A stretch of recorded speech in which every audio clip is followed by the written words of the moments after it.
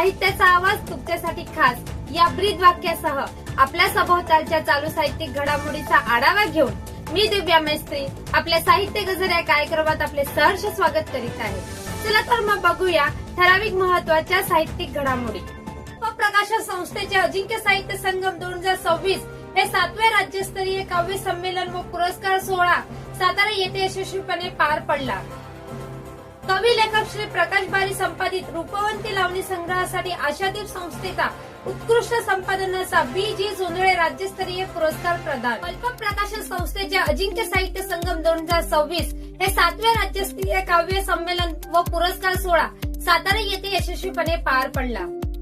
Pulp प्रकाशन संस्थेचे अजिंक्य साहित्य संगम 2026 हे 7वे राज्यस्तरीय काव्य संमेलन व पुरस्कार सोहळा दिनांक 3 मे 2026 रविवार रोजी सातारा येथे यशस्वीपणे पार पडला।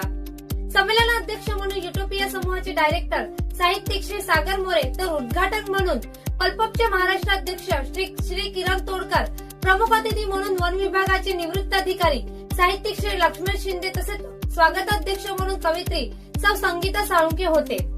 कवयित्री वर्षाली देशमुख यांनी गायलेल्या गणेशस्तवांनी पल्प परिवाराने आशीर्वाद घेऊन कार्यक्रमाला सुरुवात झाली। पाहुण्यांच्या आगमनानंतर सभागृहाच्या मुख्य प्रवेशद्वारावर सुहासिनीच्या हस्ते औक्षण करून स्वागत करण्यात आले। पाहुण्याच्या व्यासपीठावर स्थानापन्न होताच कार्यक्रमाच्या सुरुवातीला जय जय महाराष्ट्र माझा या राज्यगीताने पूर्ण सभागृहाचे वातावरण मंगलमय झाले।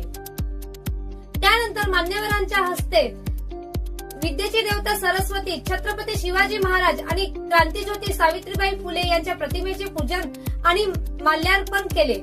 तसेच उद्घाटक श्री किरण तोडकर आणि इतर सर्व मान्यवरांच्या हस्ते दीप प्रज्वलन करून कार्यक्रमाचे उद्घाटन करण्यात आले।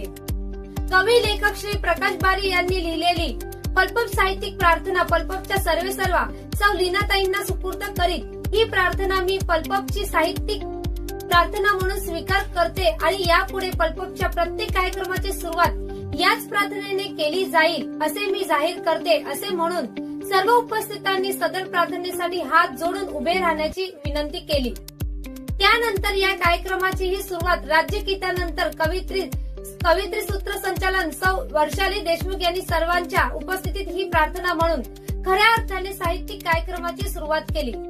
त्यानंतर सर्व प्रमुख पाहुण्यांचे सौ लीनाताईंनी पुष्प देऊन स्वागत केले। कवयित्री सौ संगीता साळुंखे यांनी अध्यक्षीय भाषण तर सौ लीनाताईंनी कार्यक्रमाचे प्रास्ताविक करताना आजपर्यंत पार पडलेल्या सर्व 6 कार्यक्रमाचा आढावा घेऊन पुस्तक प्रकाशनाविषयीची सविस्तर माहिती, त्यातील समज गैरसमज याविषयी उपस्थित साहित्यिकांना मार्गदर्शन केले। तसेच या कार्यक्रमाच्या निमित्ताने पुस्तक प्रकाशनासाठी खास सूट जाहीर करून सर्वांनी त्याचा लाभ घ्यावा असे आवाहन केले। पुस्तक प्रकाशन सोहळ्यात 7 कवी लेखकांची पुस्तके प्रकाशित करून प्रत्येक कवी लेखकाला त्या पुस्तकाविषयी मनोगत व्यक्त करण्याची संधी उपलब्ध करून दिली। त्यानंतर पुरस्कार सोहळ्यात साधारण 16 विविध क्षेत्रातील मान्यवरांना त्यांच्या त्या क्षेत्रातील उपलब्धीसाठी विविध पुरस्कार देऊन गौरवण्यात आले। पुरस्काराचे स्वरूप शाल, श्रीफळ, सन्मान चिन्ह व समीक्षा संग्रह असे होते। प्रमुख अतिथींच्या मार्गदर्शनानंतर बोलताना श्री लक्ष्मण शिंदे सरांनी ते वनाधिकारी म्हणून निवृत्त झाले असल्याने झाडाचे महत्व सांगून त्याविषयीची कृतज्ञता आणि महत्व शाळा आणि इतर ठिकाणी व्याख्यानातून मी नेहमीच व्यक्त करत असतो असे सांगून त्याची दखल घेत आकाशवाणीवर ही व्याख्यानाची संधी मिळाली असे नमूद केले। तसेच त्यांनी झाडावर केलेले त्याचे महत्व अधोरेखित करणारी आगळीवेगळी अशी स्वरचित आरती सादर करीत सर्वांना भारावून टाकले। तसेच ती आरतीचे फोटो फ्रेम ही पल्पपला सौ लीनाताईंना सुपूर्द केली। शेवटी झाडावरील कविता म्हणून त्यांनी उपस्थितांना झाडे लावा झाडे जगवा हा संदेश दिला। अध्यक्षीय भाषणात तर श्री सागर मोरे सरांनी सध्याच्या परिस्थितीवर भाष्य करत जनतेच्या भावनिक आणि मानसिकतेची जबाबदारी तुम्हा साहित्यिकांच्या खांद्यावर असल्याचे प्रतिपादन केले। तसेच त्यासाठी प्रकल्प अशा बोलीभाषेत लिखाण होण्याची जास्त गरज असल्याचे त्यांनी अधोरेखित केले। त्यांच्या तर्कशुद्ध मार्गदर्शनाने उपस्थित सारे इतके भारावून गेले की प्रेक्षकांमध्ये अगदीच कमालीची शांतता पसरली होती आणि सर्व उपस्थित अगदी कान देऊन त्यांचे ते मंत्रमुक्त करणारे भाषण ऐकण्यात दंग झाले होते। उपस्थितांमधील बऱ्याच साहित्यिकांनी अखिल भारतीय साहित्य संमेलनाच्या अध्यक्षपदाला साजेसे असे मार्गदर्शन केल्याची प्रतिक्रिया व्यक्त केली. त्यातच त्यांनी ही मी तुमच्या प्रतिक्रियांनी भारावून गेलो अशी भावना व्यक्त केली. त्यांच्या या अतिसुंदर अशा मार्गदर्शनानंतर प्रथम सत्र संपल्याचे जाहीर करून सर्वांनी भोजनाचा आस्वाद घ्यावा असे आवाहन आयोजकांतर्फे करण्यात आले. या प्रथम सत्राचे सूत्रसंचालन पल्पक्ते शिलेदार, पालघर येथील कवी लेखक श्री संदीप पवार तसेच लोणी पुणे येथील कवयित्री सौ वर्षाली देशमुख यांनी त्यांच्या उमासदार शैलीत आळीपाळीने करीत लेखकांना खिळवून ठेवले. कार्यक्रम सुरू होण्यापूर्वी सुद्धा अल्पोहाराची व्यवस्था करण्यात आलेली होती. अल्पोहारानंतर लगेच दुसऱ्या सत्रात कवी संमेलनाला सुरुवात झाली. कवी संमेलनाच्या सुरुवातीला एका शालेय विद्यार्थीने छत्रपती शिवाजी महाराज स्तुती म्हणून सभागृहात चैतन्य निर्माण केले. कवी लेखक अजित क्षीरसागर व वंश काळे यांनी कवी संमेलनाचे सूत्रसंचालन प्रभावीपणे पार पडले.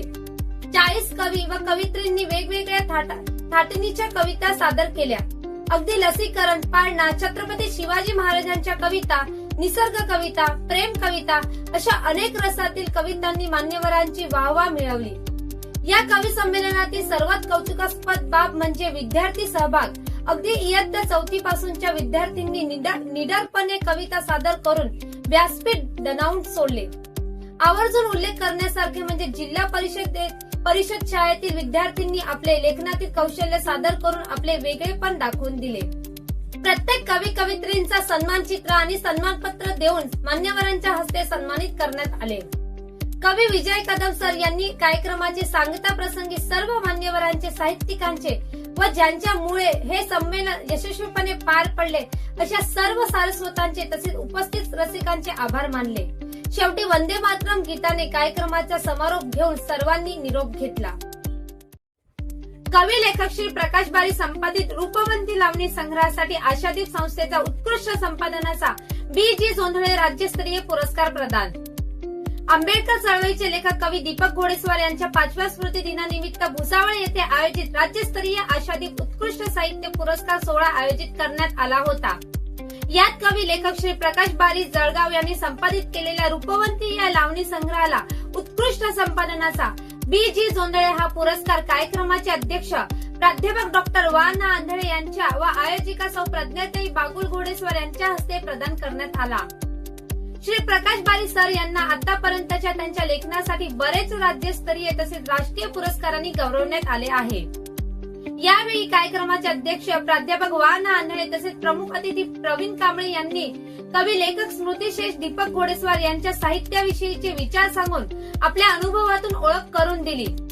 ज्येष्ठ साहित्यिक डॉक्टर भारत सातपुते यांनी आपले मनोगत व्यक्त केले तर कार्यक्रमाचे प्रास्ताविक कवयित्री लेखिका सौ प्रज्ञा बागुल यांनी केले. या पुरस्कार सोहळ्यात प्रमुख अतिथी म्हणून डॉक्टर मिलिंद बागुल तसेच कवयित्री पुष्पा साळवे उपस्थित होते.